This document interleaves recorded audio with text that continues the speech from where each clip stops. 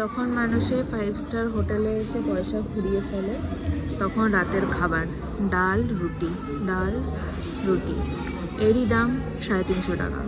350 না 500 টাকা। ও সরি, ও হ্যাঁ সরি।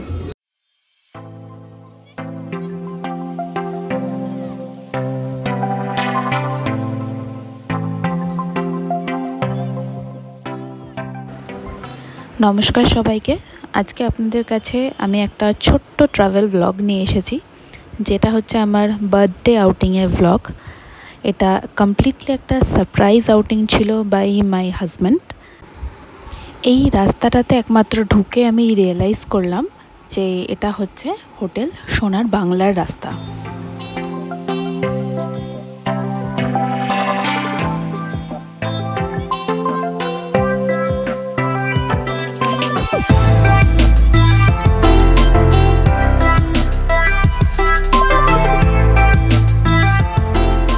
এবার পুরো এরিয়াটা একবার আপনাদের ঘুরে আমি দেখাচ্ছি।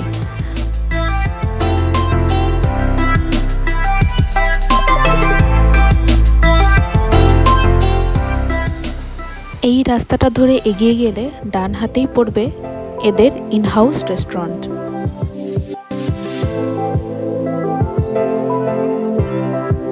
আর এটা হচ্ছে সেই ফেমাস রিপলস ক্যাফে, যেটা রাত্রেবেলায় দেখতে অসাধারণ লাগে। এই রিসর্টে in house gym, kids play area, indoor play area সমস্ত কিছুই এখানে অ্যাভেলেবেল আছে, বাট আমি সেটা রেকর্ড করতে একদম ভুলে গেছি।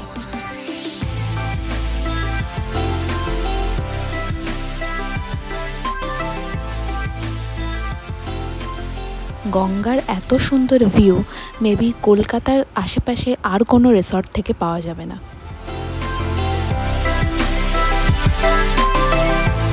চেকিং টাইম 1টা থেকে অ্যাজ ইউজুয়াল, বাট আমরা অলমোস্ট 11:30 নাগাদ ওখানে পৌঁছে গেছিলাম। তো আমরা ভাবলাম একটু গঙ্গার পাড়ে বসেই সময় কাটানো যাক, আর একটুখানি ফটোশ্যুটও হয়ে যাক। এখানে দেখতে পাচ্ছেন বাস্কেটবল কোর্ট রয়েছে, প্লাস অন্য সাইডে রয়েছে আপনাদের ফুটবল কোর্ট।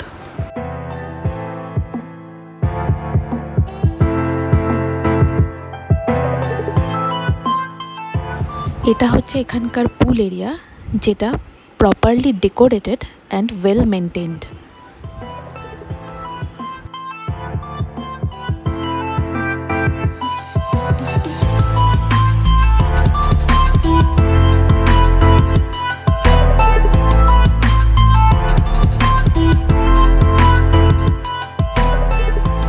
এবার চলে এসেছি আমরা হোটেল লবিতে। আপনাদের রুমটা একবার দেখিয়ে নিই। এটা একদমই বাজেট ফ্রেন্ডলি হোটেল নয়, এটা একটা লাক্সারি প্রপার্টি। তো সেরকমই আপনাদের এখানে রুম ভাড়াটাও অনেক। আমাদের এটা আফটার ডিসকাউন্ট 6000 রুপিস পড়েছিল, যেটা আমি পরে জানতে পারলাম আমার হাজব্যান্ডের কাছ থেকে। এটা হচ্ছে লোয়েস্ট, আমাদের গ্রাউন্ড ফ্লোরে এই রুমটা পড়েছিল, যেটা কোনো ভিউ নেই, মানে যেটাতে গঙ্গার কোনো ভিউ আপনি পাবেন না, বাট পুল ভিউ পাবেন। এর ওপরে আরও 2টো ফ্লোর আছে, যেখান থেকে আপনারা বেটার ভিউ এক্সপেক্ট করতে পারেন, আর সেগুলোর কস্টিংটাও অনেকটা বেড়ে যাবে।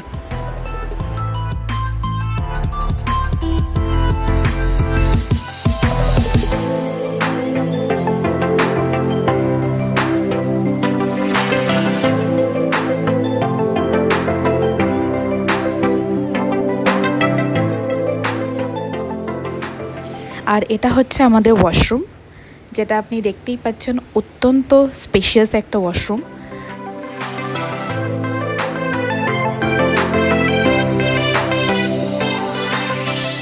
এবার একটু পুলে সময় কাটানোর পালা। আমরা রেডি হয়ে চলে এসেছি এখানে।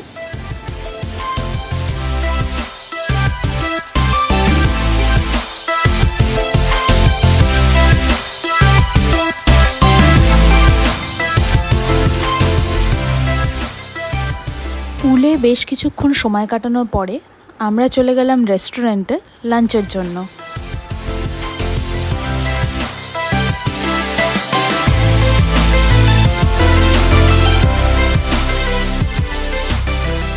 রেস্টুরেন্টটাও কিন্তু বেশ বড়, যেরকম একটা 5 স্টার হোটেলের রেস্টুরেন্টকে হতে হয়। লাঞ্চের জন্য বাফে প্লাস আলাকাট বোথ অ্যাভেলেবেল ছিল। আমরা বাফেটা নিলাম না, বিকজ যা যা মেনু আমরা দেখলাম আমরা অত কিছু তখন খেয়ে উঠতে পারবো না, আর আমাদের বাফে নেওয়ার তখন ইচ্ছাও ছিল না। এমনিতেও বাফের ওখানে প্রাইসিংটা হচ্ছে 999, আর বুফে মেনুতে মোস্টলি বাঙালি আইটেমই ছিল, যেটা আমাদের তখন খাওয়ার অতটা ইচ্ছে ছিল না। তো আমরা অর্ডার দিলাম ভেজ ফ্রায়েড রাইস আর কুং পাও চিকেন, আর সাথে একটা ফিশ ফিঙ্গারের প্ল্যাটারও নেওয়া হয়েছিল, যেটা আমার হাজব্যান্ড ভেবেছিল যে ওটা 190 টাকা, বাট ওটা আসলে ছিল 390 টাকা। তো যাই হোক, আমাদের টোটাল লাঞ্চের বিল হয়েছিল 1144 টাকা, which is very normal for any good restaurant. খাবারের কোয়ান্টিটিটাও যেরকম ভালো ছিল আর টেস্টগুলোও সেরকম অসাধারণ ছিল। মানে আমরা একটা রাইস আর একটা চিকেনের প্লেট নিয়েছিলাম এক একটা করে, ওটাতেই আমাদের দুজনের পেট ভালো মতো ভরে গেছিলো, ইনক্লুডিং দ্য ফিশ ফিঙ্গার। তো 3টে আইটেমে আমাদের দুজনের লাঞ্চ কমপ্লিট হয়ে গেছিলো। তো তোমরা বুঝতেই পারছো পরিমাণটা এখানে কতটা দেওয়া হচ্ছে।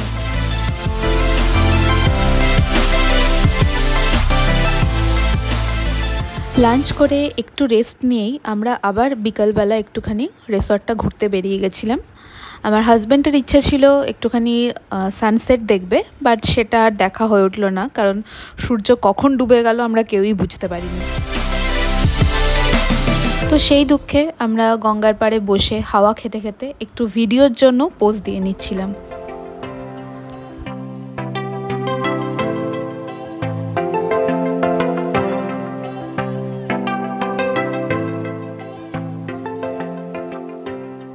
আমাদের ভাগ্য ভালো বলতে হবে যে আমরা ওয়েদারটা এতটাই সুন্দর পেয়েছি, আর গঙ্গার পাড়ে বসে হাওয়া খেতে খেতে সেটা অনুভব করার এক্সপিরিয়েন্সটা অসাধারণ ছিল। রাতের বেলায় রিসর্টটার একটা আলাদাই রূপ হয়ে যায়, আমি আপনাদের সেটা ঘুরিয়ে দেখাচ্ছি ভিডিওতে। আপনারা দেখুন, মানে লাইটিংটা এতটাই সুন্দর লাগে যে মনে হবে যেন সারাক্ষণই পুরো রিসর্টটা ধরে আমরা ঘুরে বেড়াই।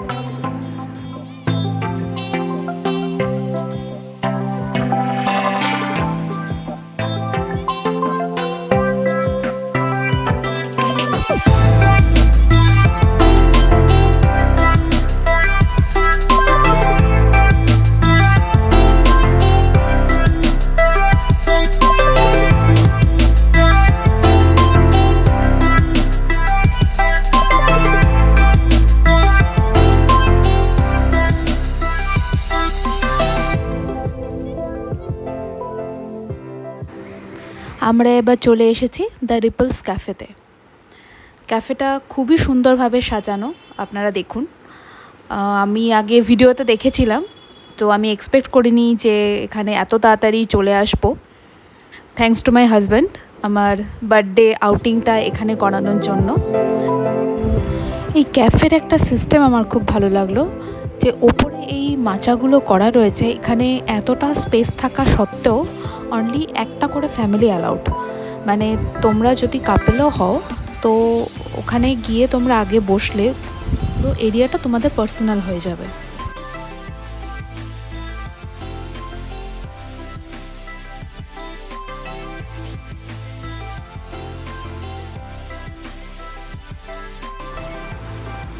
আবার একটু ভিডিওর জন্য পোজ দিয়ে নিচ্ছি। আপনারা দেখে নিশ্চয়ই বুঝতেই পারছেন আমি বিশাল হ্যাপি ছিলাম। এই ক্যাফেটা বিশেষ করে খুবই সুন্দর লেগেছিল আমার।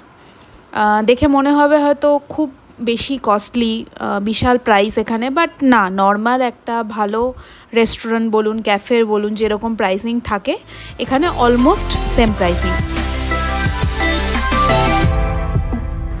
আমরা এখানে 3 রকম মকটেল, একটা বিয়ার আর একটা ন্যাচোস অর্ডার করেছিলাম, আর প্রাইস হয়েছিল অ্যারাউন্ড 760 রুপিস।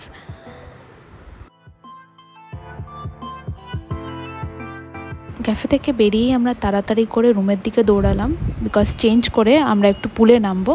বাট আমার হাজব্যান্ড আলটিমেটলি আর নামেনি, বাট আমি নেমেছিলাম। রাতে পুলটা একটু এনজয় করার খুব ইচ্ছে হয়েছিল।